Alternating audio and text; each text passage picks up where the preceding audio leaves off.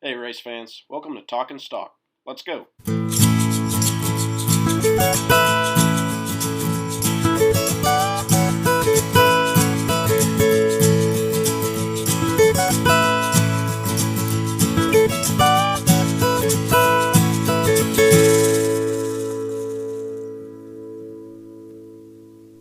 Hey, everybody. Welcome back to episode 10 of Talking Stock. As always, I'm Kyle. We're being played in by Novus, and I'm here with my co host, Trey. Trey, how are you doing? I'm doing pretty good. I know that this is going to be a little bit different of an episode. We're not going to recap Pocono this week. Um, I found myself on vacation starting the Sunday of the Pocono race. So we're going to recap talk about Richmond this week and have a little exciting game to play at the end. So I'm looking forward to this. Yeah, definitely. I think that's going to be a lot of fun. Kind of an offbeat show, but we're still going to try and give you a preview of the upcoming race. Unfortunately, as Trey mentioned, the taping that we're doing this right now will take place before the Pocono race is even run. So we won't have anything on that. Hopefully, our picks from episode number 9 hit, but we don't know yet. So as we get into Richmond here, Trey, how are we feeling? This is a race we were at last year, spring 22. It was a track I really enjoyed. What do you like about Richmond Raceway? Yeah, I think you talked about it as your favorite memory a couple of shows ago. This track was interesting. I thought it was when we were there somewhat boring to start the race, but then I think the guys started picking it up. There were some different pit strategies, some guys trying to push some different things that ended up being a super exciting race at the end. I think, Denny drove his way from a lap down to the lead to win kind of in dominating fashion. Yeah, certainly a fun win as a Hamlin fan. Can't ever underappreciate seeing your driver win.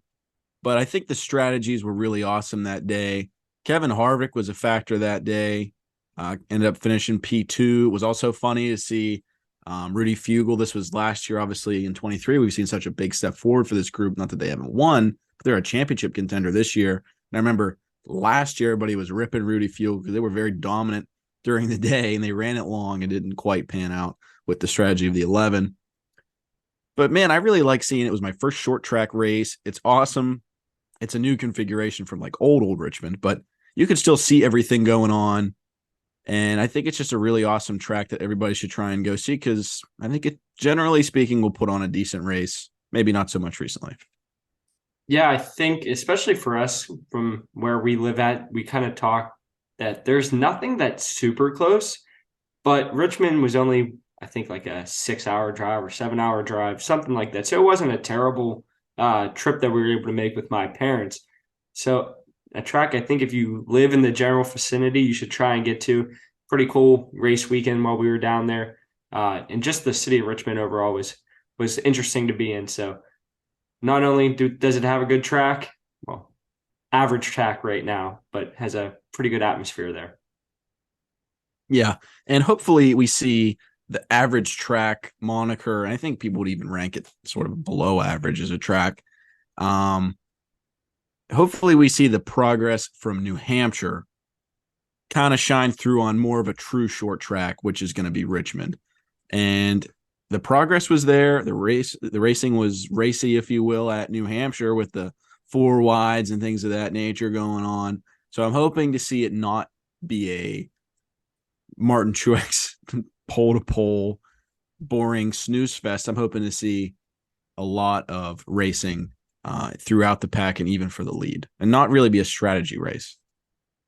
Yeah, I don't know if that's going to happen though. I think that Richmond typically does fall into kind of that strategy race.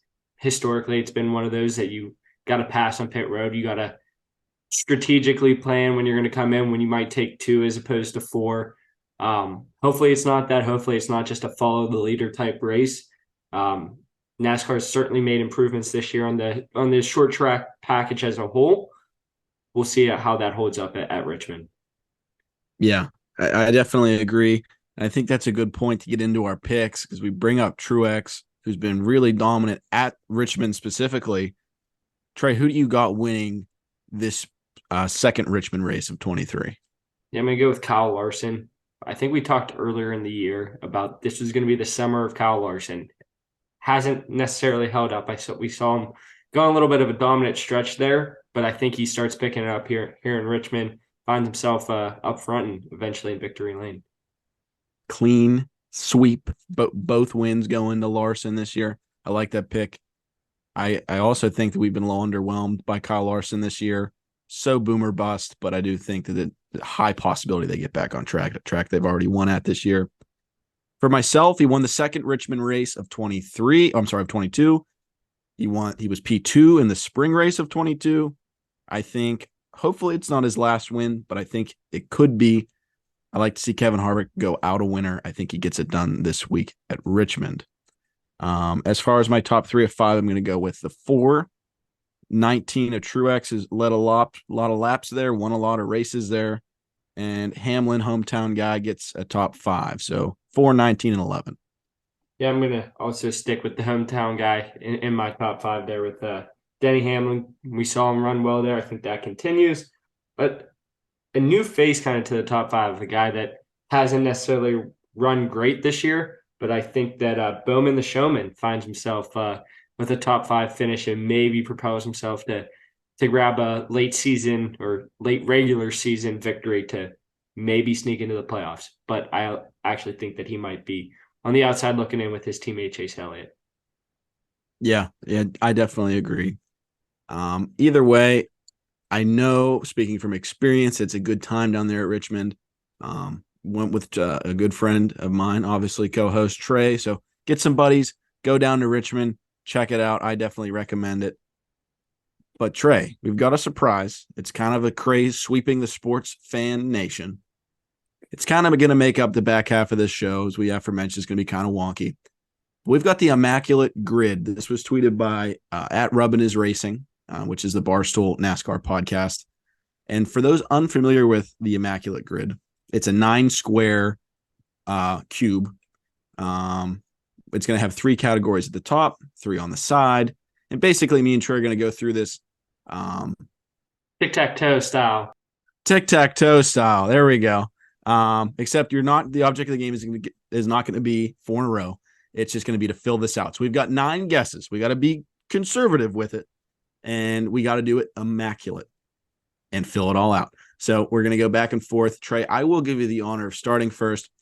But before we get into it, I have seen people play it where you can't repeat. I have also seen people where you can repeat. So I'm all for the repeating if you're on the same page. Then let's repeat. Tremendous repeat for Yes. all those that remember that video.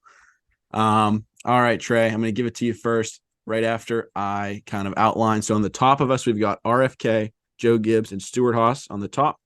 Down the left-hand side, we've got RCR, Team Penske, and a Daytona 500 winner. So they don't have to be a member of that specific team when they did it. They just have to have raced for RFK and won a Daytona 500 at some point. Okay. So Trey, after you. All right. So going to go with an interesting one to start off. So we'll go with the Daytona 500 and RFK corner.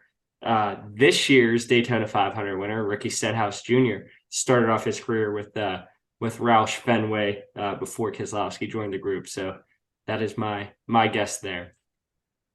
All right, a good one.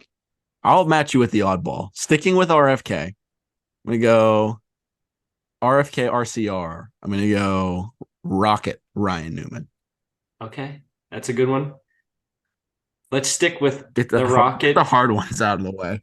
Let's stick with the Rocket Ryan Newman and go to Stuart Haas and Penske. Okay, that's a good one. That's another hard one. I forgot he raced. Okay, so we've got top left, bottom left, and then middle right. Correct? So we got you got it right. Yeah, we've got it that way. Okay, I'm gonna go smack dab in the middle. I'm gonna go Joey Logano. So that would be the intersection of Team Penske and Joe Gibbs Racing. Yep, that is kind of an obvious one there.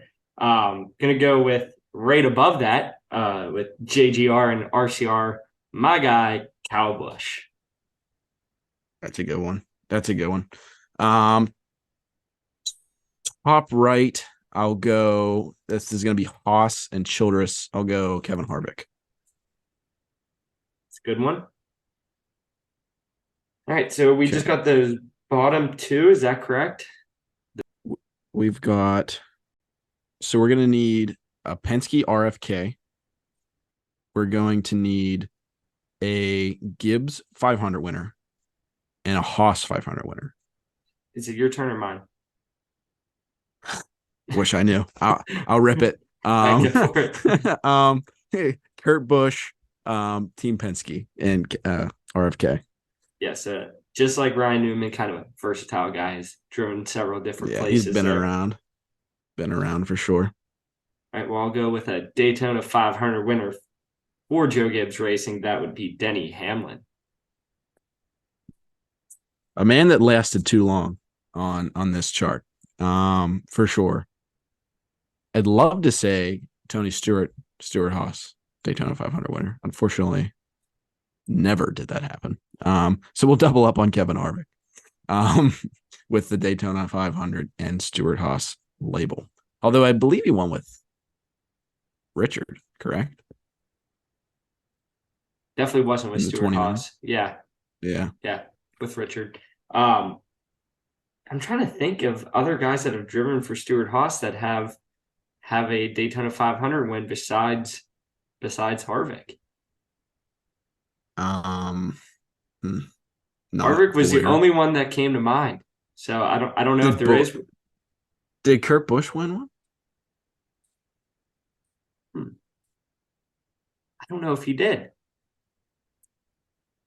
I think. I can't remember. If I had to guess, I would say that he did. Jamie, pull that up. Yeah, I really don't know. I mean, looking at it, Haas, they've had. Did Almirola squeak one out with Petty? Okay, so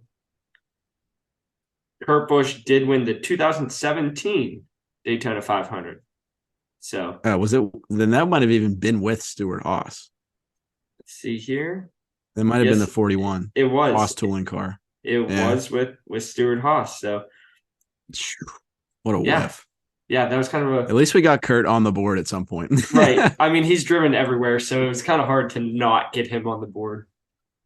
Yeah, definitely. I mean, there's a few overlaps. Like he could have done. I mean, Matt Kenseth could have been all over the board. Could have put Carl Edwards on the board. There's a few of these out. We did it perfectly. I actually didn't think we'd get it. I mean, because it's kind of an on-the-spot thing. Did Jeff Burton drive for Roush and Richard? I know he drove for Roush. He would have fit. He would have been in the 99 and the 31, maybe. I feel like he definitely did drive for Richard. So that he definitely would overlap. I can't think of what car number, but he definitely did drive for Richard for sure. Yeah. Yeah. Yeah, it's certainly some I don't know. It's fun. That is certainly a fun game to play. I'll have to be on the lookout for that to play that some more. Really test your knowledge. So credit to Rub It Is Racing. They put it out there. Well, anyway, guys, that kind of wraps up more of a filler episode, but we wanted to get some content out for you and get you our picks for Richmond. I hope you enjoyed it. As always, be sure to check us out on Twitter at Talking Stock Pod. We want to know where you're rooting from, who you're rooting for. Hit us up in the DM, use hashtag Talking Stock, and enjoy Richmond.